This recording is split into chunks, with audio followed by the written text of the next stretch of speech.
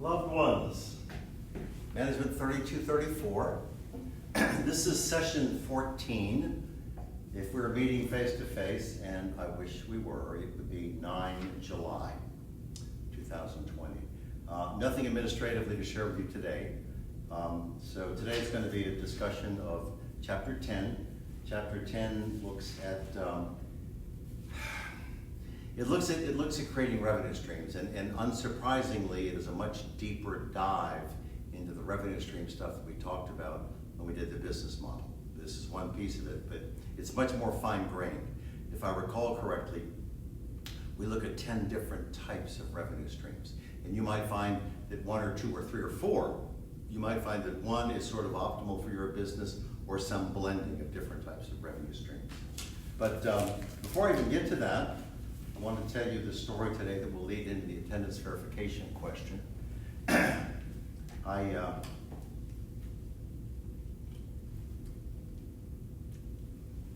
I confess that I am challenged by this attendance verification question because I have to introduce something at every class, and I'm teaching 50 classes in this 4.5-week period. So that's me coming up with a whole lot of goofy stuff to share with you that is off topic, so that you can't Google it or go to the topical index in the book and get an answer. You have to actually view the video and pay attention. So the verification question today is going to be a little tiny story out of my experiences in Vietnam. Here's the very short version of what I want to share with you today. I went to Vietnam in November of 1969, and I spent a month with a rifle company, and that was horrifying because those people were so undisciplined. I was then chosen, and I consider this to be a major miracle. I was then chosen to be the battalion's reconnaissance platoon leader. Now, in that era, recon platoons were scouts. We would, in a relatively small group, we would go out ahead of the main body, and we'd poke around in the area of operation, and we would find stuff and neutralize it. That's what scouts do. And then, of course, we report back. So the point is that the recon platoon is a small group of soldiers that operate independently, extended periods of time, and that's part of my treasure. I was surrounded by extraordinary men, every single one of them, and it was an incredible experience. So I literally, I assumed command of Fox Force, the reconnaissance platoon for the 1st of the 14th Infantry, on 25 December 1969. And I can promise you that me being put in that position was the second best Christmas gift that I've ever received.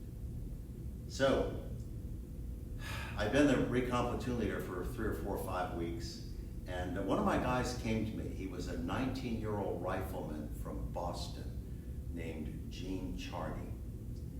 And Charney came to me and he said, "Six," he said, "you don't get rattled much." He said, "We get in deep stuff and you're pretty composed and disciplined." And without patronizing him a bit, I said, "Gene," I said, "I'm the child of a loving creator God.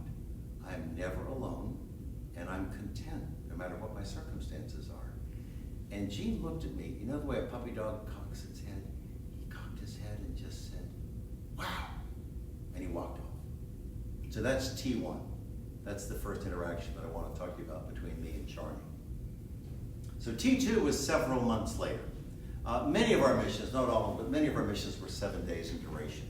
We'd go out on day 4, we'd get a resupply. On day 7, we'd come back. We'd either get extracted via helicopter or we'd walk back in.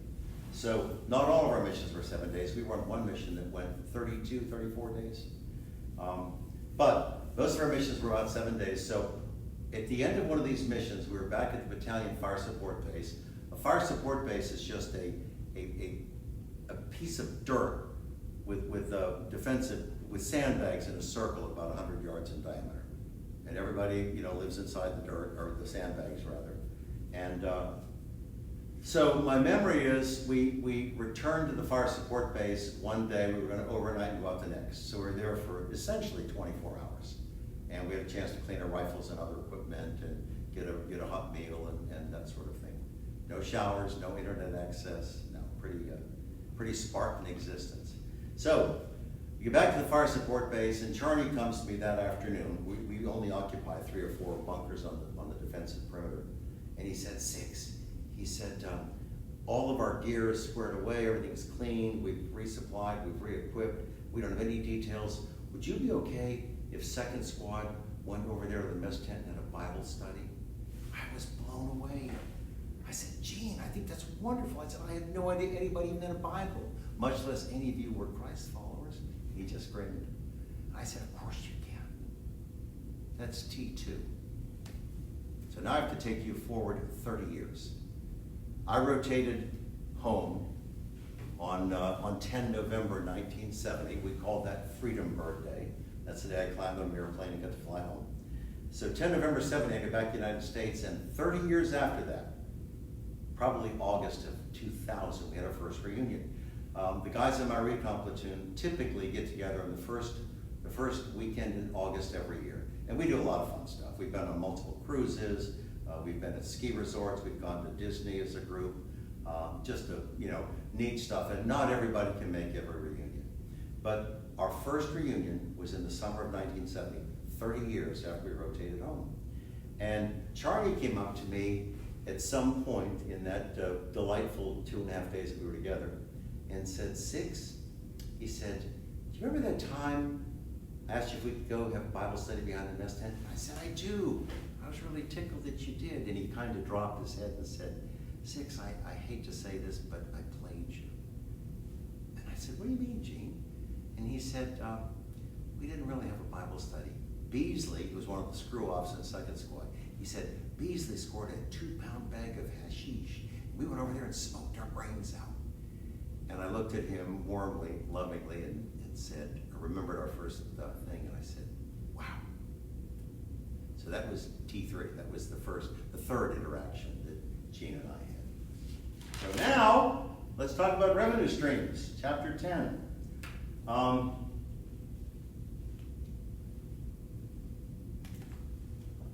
Any revenue model is simply a component of the business model. We just talked about that in the last session that we were together. So one of the things that this chapter does well, it's very simplistic, but it does it well, is it presents 10 different types of revenue streams.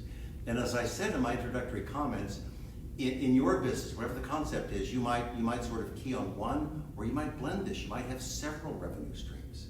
So let me just talk through these things, and you get to sort through them and see which one makes sense for you. Now, certainly a classic one would be unit sales. You sell an item at a price. Unit sales. Now, clearly, it could be physical. You could go to LA Waters and buy a new bed, or it could be intangible. iTunes, would you agree? Doesn't iTunes sell downloads, and Spotify and other people as well? So a classic example of a revenue model would be unit sales.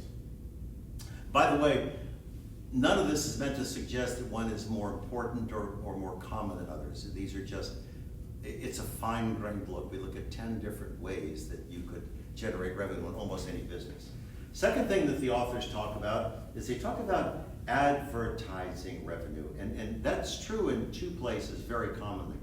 Almost all broadcast media, almost all, rely exclusively on revenue models, on advertising rather. They sell advertising for car dealerships or pharmacies or lawn maintenance companies or whatever the case may be. So they sell time and they get money in exchange for that.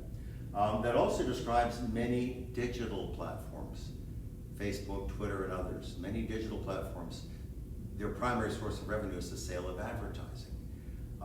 So advertising revenue is fairly common. So we look at it in the broadcast industry and in digital platforms. The third that they talk about is a data revenue model, and this would describe Google and Facebook. Now you need to know from the get-go, I think that's evil. Those digital platforms have all kinds of intel about people individually, and without asking permission, they sell those data to marketers who can take advantage of it. So again, I think it's evil because I think it's an incredible invasion of privacy, and you may think it's no big deal, and that's okay. And that's okay. Some of the biggest tech platforms we have, Google, Facebook, and others, sell data. And again, I think it's evil, but you don't have to share my values. They sell data to people who wish to sell you stuff, who market you. Now, the fourth thing that they talk about is called an intermediation model, and that says that you are an intermediary between two parties. If, for example, you decide, and one of my wonderful students did this recently, I've had others as well, but I was thinking of Ashlyn Burnshead. She obtained a real estate license, and she's actively doing that while she's finishing school. She has, I believe, a full year of school, but especially in the summer months when she has some free time, and even throughout the rest of the year, she is active in real estate sales. So my student Ashlyn is an intermediary, and by that I mean she occupies an important place between a buyer and a seller. If she were selling nothing but single-family residential properties, what would happen is a seller would approach her and say, Ashlyn, I'm interested, I've got 4 kids, I need 4 bedrooms, 10 baths, 50 acres, whatever. The buyer would establish the criteria, price range, that sort of stuff. Ashlyn would put together a bunch of listings and then literally show these properties. And she would take offers from the buyer to the seller and try to negotiate. So real estate brokers or agents are classic forms of intermediaries. They perform an important function between a principal and an agent. Forgive me, between two principals, buyer and seller.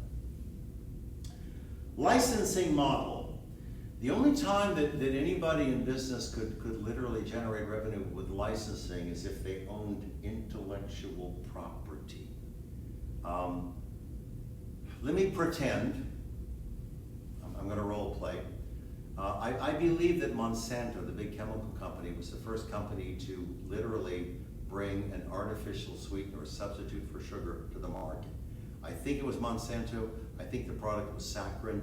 You know what a sweet and low, the pink ladies that we see in restaurants. So I think it was Monsanto, but my point is, let me pretend that I'm one of the first companies to bring an artificial sweetener, a sugar substitute for market. Well, what that means is unless I have, my poor little pea brain, I'm going to find somebody to get intellectual property protection. So I'm going to file for a patent for this new piece of intellectual property. I've had chemists and scientists and engineers put together this composition. I've synthesized a substitute for sugar, and now I'm going to sell it. So I have a patent on this product. So I own the intellectual property. So right now, I'm manufacturing it and distributing it. So what if I just said, gosh, I'm just going to do this in the United States? Well, what if a company from Canada came to me and said, Bill, we'd like to approach you about a licensing agreement. And what they would propose is they would say, we would like to pay you a sum of money. Let me make this simple. We'd like to pay you $10 million as a licensing fee, and then pay you a royalty of 10 cents per pound or whatever of all the units that we sell after that. And what we would like is your permission to sell your product across every province in Canada.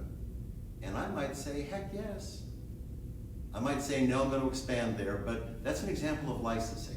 I own intellectual property, I have this patent, and I sell the rights to manufacture and distribute this product to someone somewhere else. It could be South America, Europe, who knows. But a licensing revenue model says that you own intellectual property, and for a fee, you permit other people to manufacture and distribute it. You get a fee as a licensing fee, and then you get royalties on all the unit sales. The sixth type of revenue that they talk about is they talk about franchising. I don't think we talk about that significantly in here, but I want you to understand something that I think is pretty powerful, because franchising is an extraordinary strategy for entrepreneurs. If you have a concept that is franchisable, it's scalable. Other people will buy into your system, and then they will open their own stores or facilities. So let me put some stuff about franchising on the board, because I really think that this is powerful stuff. Franchising is a relationship between two counterparties, a franchisee and a franchisor. And just for speed and simplicity, I'm going to truncate them. So the two counterparties are the franchisor, the person who developed the concept, and the franchisee. Now, the Z developed and owns the concept, and forgive me, the franchisor, developed and owned the concept, and the franchisee pays a fee to become part of that system, and then pays royalties to the franchisor. So franchising is the relationship between these two counterparties. Now, let me tell you, I want to do this quickly because franchising is such a powerful strategy for entrepreneurs. Not every concept is franchisable. So here's what I want you to grab from this conversation. If you are an aspiring entrepreneur, your concept is franchisable if three things are true. I'm going to put them up here and then I'll talk about them. 1, you show that it is profitable. 2, you demonstrate that that success is replicable. 3, you build an infrastructure to support your franchisees. So think about this. Now, here's what I want you to understand. And truthfully, there are a lot of very smart people who've said, I'm going to literally work on my concept until it meets those criteria. Because if I have a concept that's franchisable, that means that I can scale it up. I can be in other parts of the country immediately, and I do it with OPM, other people's money. Those people.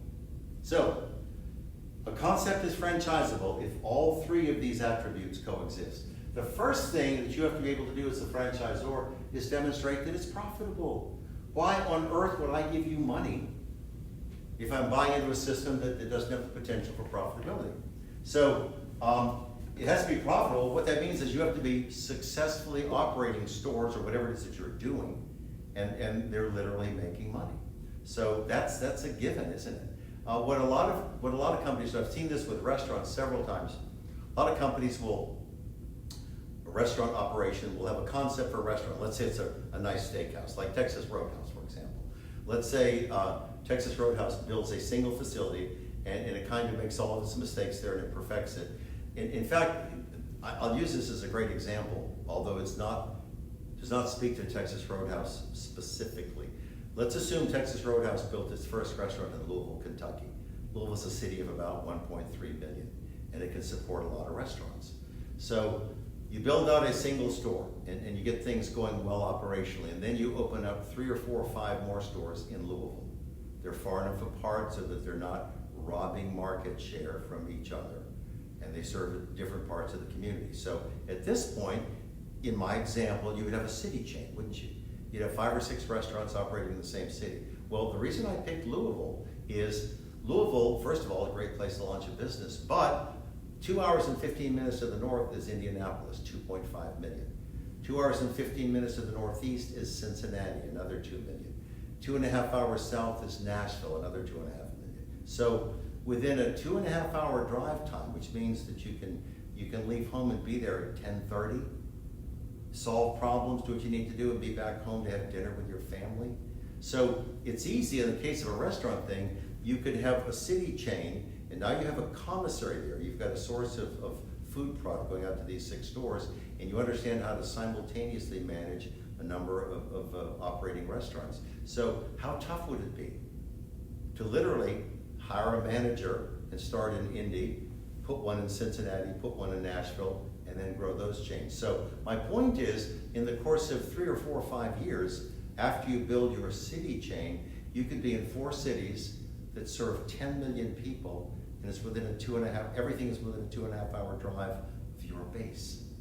So all I'm saying to you is, you have to be able to demonstrate that your concept is profitable. You have to be operating stores and demonstrate to the potential franchisee that they're profitable.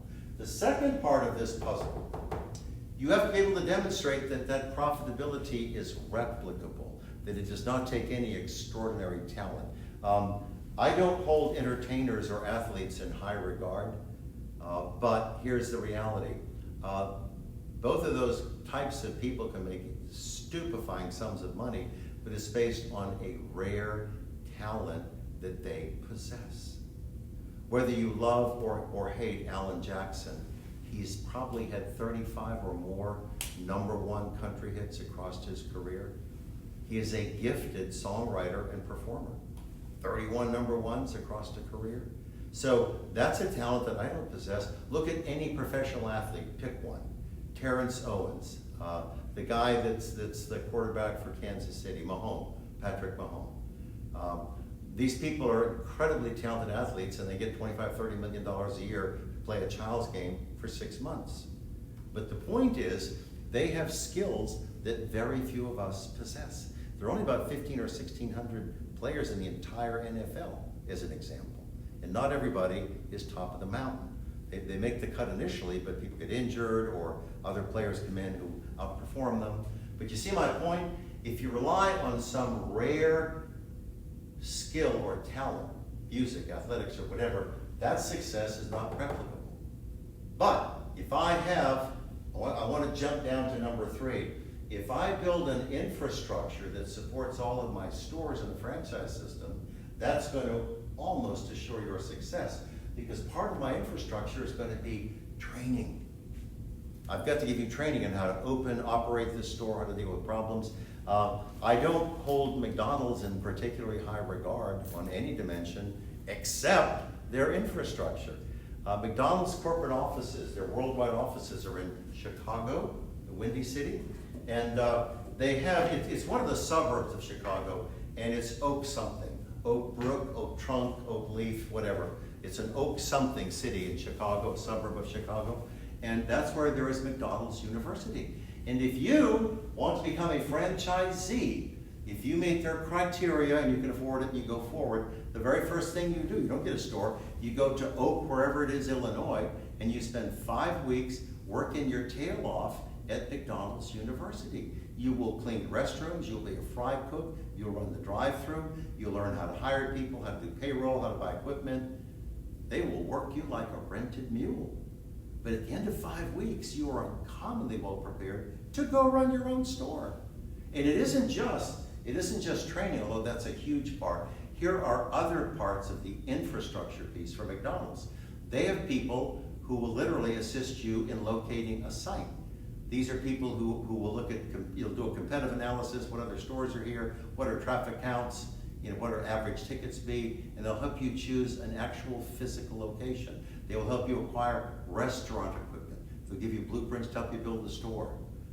They do all sorts of things that really support their franchisees. So my point is, if you can demonstrate, if I'm a potential franchisee, and you can demonstrate that your concept is profitable, that I can replicate that success, and you're going to build an infrastructure to support me, national advertising, product, whatever the case may be, training for my people, then if your concept has those attributes, profitability, replicability, and you build infrastructure, then by its definition, the concept is franchisable. And again, it's just a wonderful revenue model, it really is. And there's only one more thing I'll say about that, and that is that franchises can either be product-based or format-based. A McDonald's is a format-based thing, isn't it? I don't dispute if you go to an airport or an office tower in a big city that those McDonald's stores will be dissimilar. But every other McDonald's store is freestanding. There's a drive-through, and based on the community, there's either a play place for children or some kind of a Wi-Fi place for people who think they're all uptown and fancy.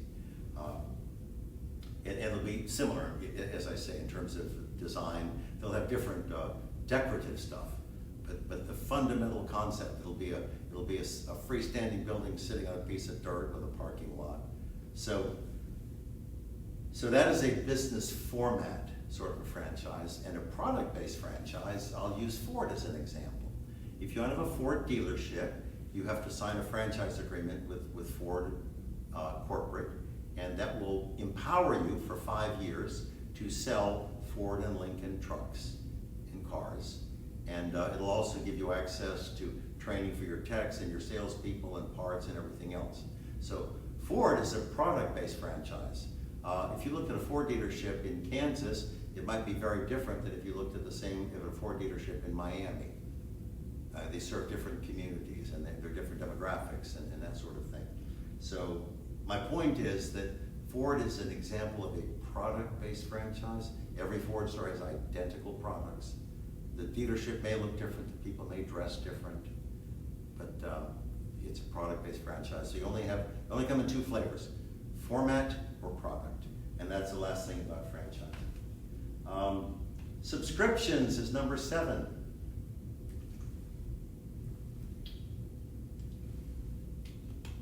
Subscription says that we pay a fee for ongoing access.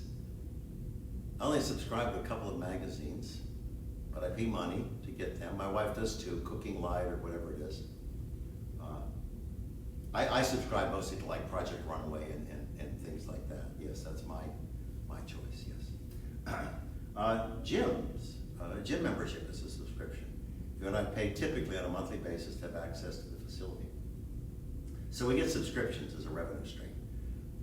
Some people subscribe to newsletters.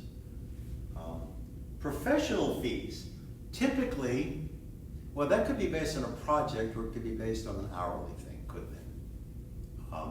If I go see my doctor for an annual physical, let's say for the sake of discussion, that well care visit, that bundle of services that my doc does for an annual physical is, there's a billing code in this welfare and it's $350.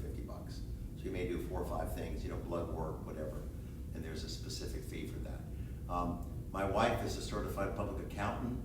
Typically, everyone in the firm, all the accountants, are billed at differing rates based on experience and credentials. And if they do anything for anybody, the fee that is paid will be the sum of the work that each of these people have done. You might have somebody, for the sake of discussion, you might have one of the partners interview someone to do a personal tax return. They gather data. And then the partner gives that to a staff accountant who prepares a draft of the return. And then a manager, someone who's senior with some experience, may do a review, make sure nothing is missed and there are no errors. And then the partner may do like a quality control check. So my point is, we've involved 3 people, haven't we? The staffer who prepared it, the senior who reviewed it, and then the partner who had these 2 interactions with the clients. So the fee would be the sum of the hours that they spent, whatever billing rate. Usage fees, hotels, rental cars, stuff like that. I could go to U-Haul today, I don't need to, but I could rent a truck for $19.95 a day plus mileage, couldn't I? I could go stay in a Hilton hotel here in town, actually. But there'll be a particular usage fee for that hotel. And then the last one, the 10th one, is not goofy, but it's relatively new, and that is what is called the freemium model. Gee, imagine that. What that means clearly is something you understand. The basic service is free. If that's all you want, it's free. But if you want upgrades, the upgrades cost money. LinkedIn is that way. Because I'm not actively searching for a job, I am perfectly content with the basic fee. And I promise you, twice a week, I get an invitation to go to LinkedIn Premium, and it will only cost me X, whatever it is. And if I were actively seeking a job, I would probably do that. I hold LinkedIn in pretty high regard. I think it's a good business networking platform, I do. So all I'm saying is that that's an example of a freemium model. Basic service is free. If you want to upgrade, you pay for it. Now, there are a couple variations of free. When I say free, at the end of the day, nothing is free. But one of the things that's true, I'm on page 260 in the text, is a lot of, especially people in restaurants, will have some sort of a multi-party discount. There are all sorts of restaurants that say, if the parents pay for 2 meals, the kids eat free. Would you agree? That's an example of free. I understand, I've been told that online dating sites have something like that, but it won't surprise you to hear that I don't know anything about that. But I do know from my less temperate days as a younger man, and I think it's still true, an awful lot of bars will have ladies' night, or the ladies don't pay any cover ever. Because if the women show up, then the men will show up, and the bar owner wins, right? The ladies don't pay a cover to get in, but if a lot of men are attracted to that place because there are a lot of attractive women, okay, we all paid attention in math class. So these are just examples of this multi-party discount thing. Also, another classic way that's kind of a derivative of free, and it's not free. It's just that the companies have compensated in other ways. If you think about your cell phone plan, many carriers, many of the big carriers will literally offer stunning discounts on new cell phones if you'll sign up for a 2-year plan. Now you know there are all sorts of places we can go, no contract, just pay monthly, and I get that. But my family has been with Verizon here in the borough for probably 12 years, and that has been a reality of our relationship with them. If we sign up for a plan, for 2 years, we may get a new phone for just a couple $100. If we simply bought the phone, it might be $1,000. So what you have is what is classically called a cross subsidy. The profits from one revenue stream, the money that we're paying for the cell phone usage, pays for the discount on the telephone. So it's just a cross subsidy. The profits from one subsidize the losses from another. And then,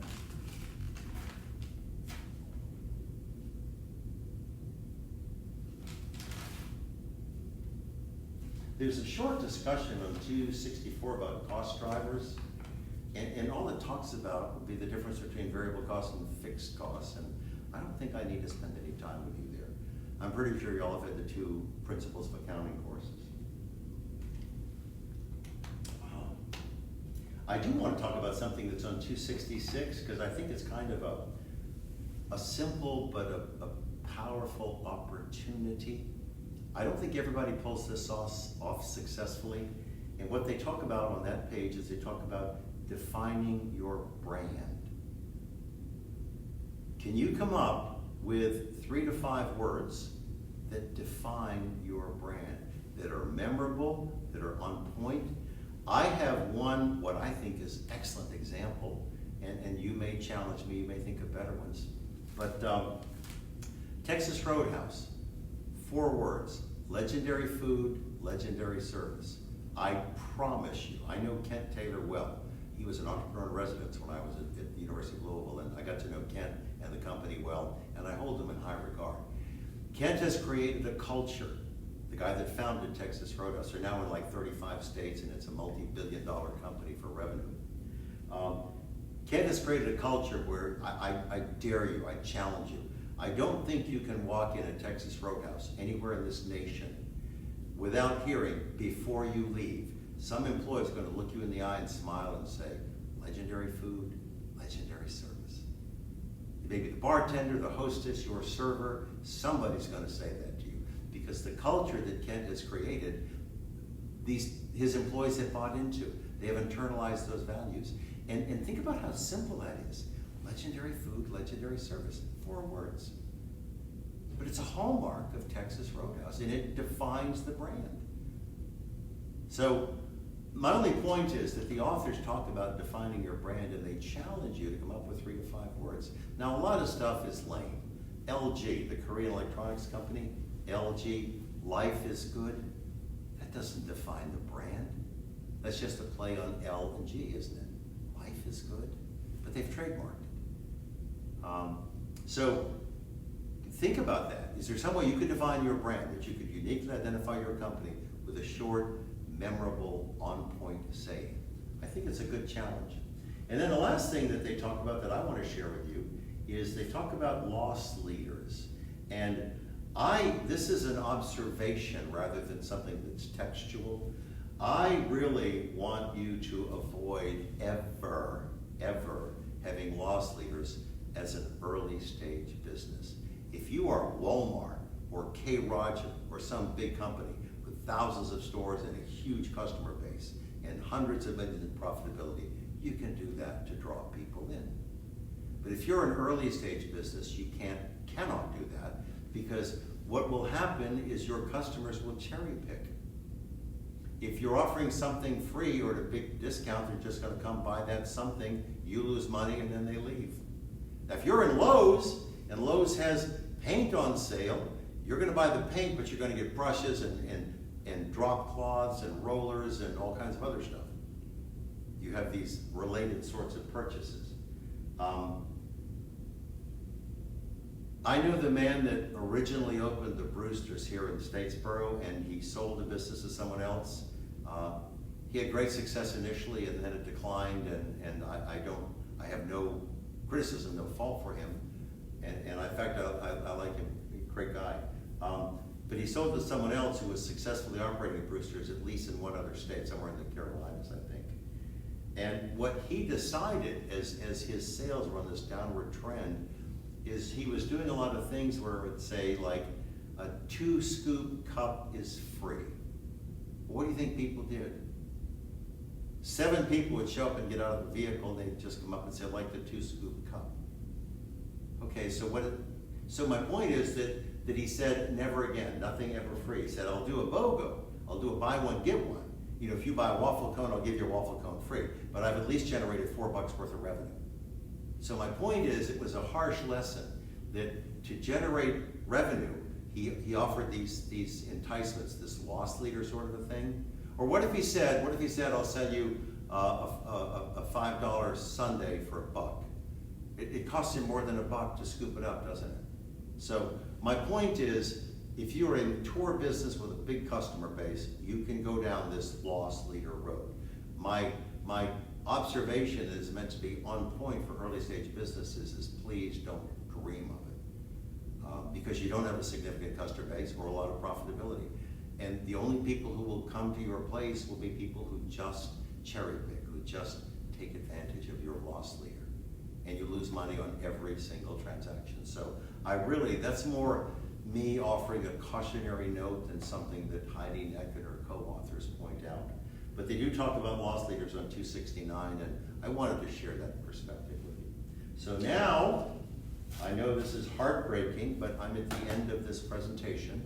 So, the question for attendance verification is, how many interactions did I have with Jean Charney? That's it for today. Love you. I'll be back soon.